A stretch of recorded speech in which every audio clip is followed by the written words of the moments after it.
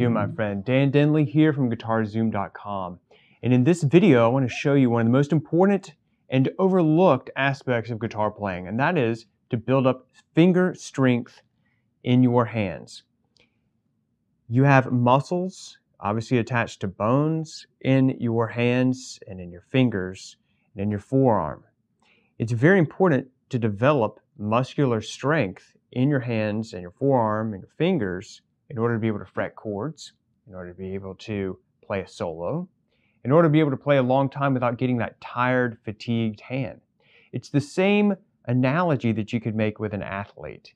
You know, for example, the great Michael Jordan didn't just walk out onto the basketball court at game time and start playing, right?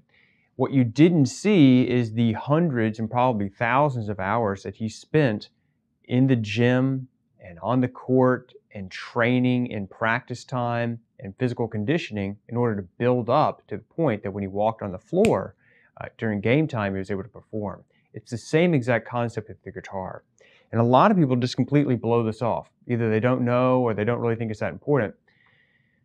But I can tell you, I've seen it in my own playing, I've seen it in my students playing, that if you practice these simple exercises, your guitar playing will improve, and really fast. I mean, within the first week or two, you can see a huge increase.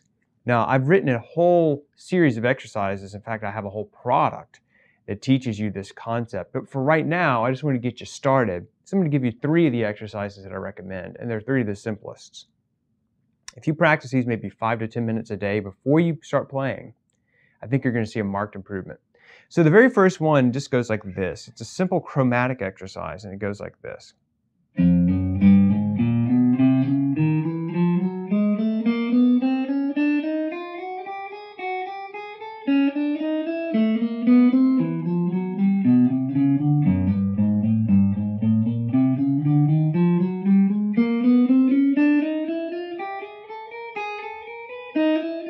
Okay, and it goes on and on. And you could take that all the way up to, say, maybe the 9th fret.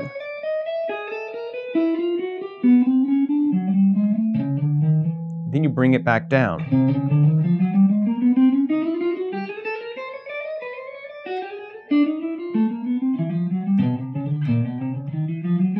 So on and so forth, okay? Bring it all the way back down. So that's the first exercise. And just really slowly, all it is each finger gets a string and you just go up. You ascend, and with your picking, you just go down and up strokes. So down, up, down, up, down, up, down, up, down, up, down, up. Now you can mix it up if you want and focus on your picking by just doing all downstrokes. Or you could do all upstrokes. That's actually a little more hard. But either way you want to do it is perfectly fine. So the second one is actually going to be the inverse of that. So we're going to descend instead of ascend. So we're going to go like this.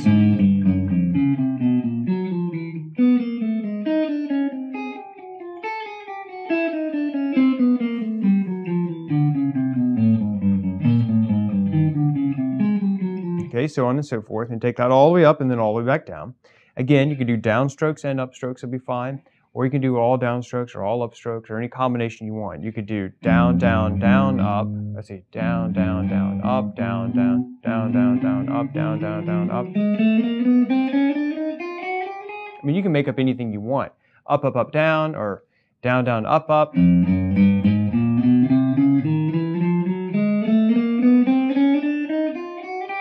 However technical you want to get with it.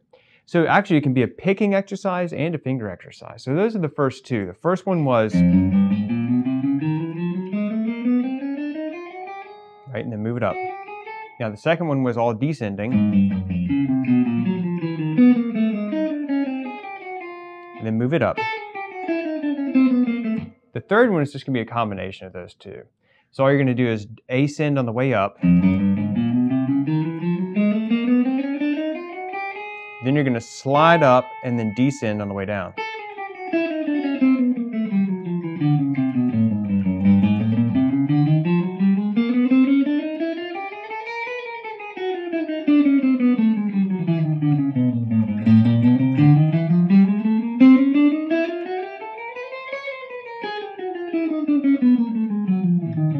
Okay, so on and so forth. Now, a couple of tips about this is you want to make sure that each note is sounding out very clearly. And you want to go slow enough that you're not actually having any dead notes, like, let's see.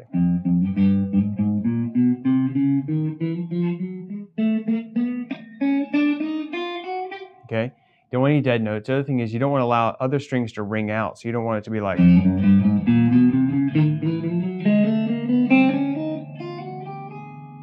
Hear that? So what I'm doing is I'm palm muting the strings that are, I'm actually muting, not palm muting, I'm muting the strings that are not being played. And the way I'm actually doing that is kind of a little secret here. I'm actually not palm muting it. I'm not going, although you could do that. If you wanted to do that, you could always palm mute it to practice on your palm muting. You palm mute all of it, like.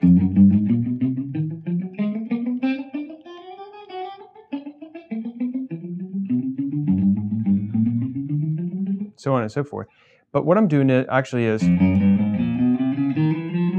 when I switch strings, I go, when I switch, my index finger is already on the next string to play the note. Then when I play it, the top of my finger is actually muting the string that I just played.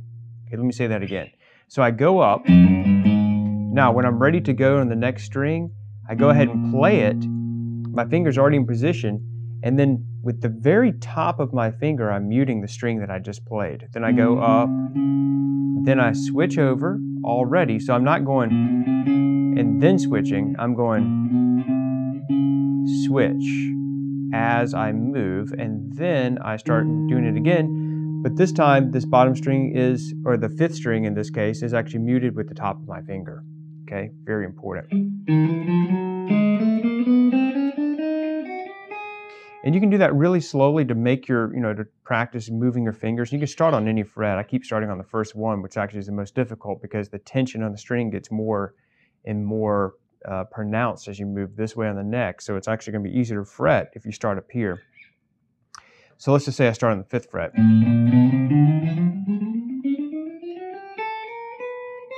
Well, when I slide up, you can actually do this as an exercise.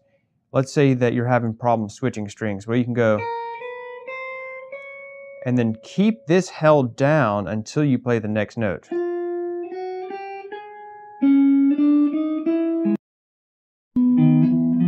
And that's actually another way you can take this exercise and just take it to another level, is by forcing yourself to hold that note, and that'll help you actually with your fretting of chords. So for example, I could go.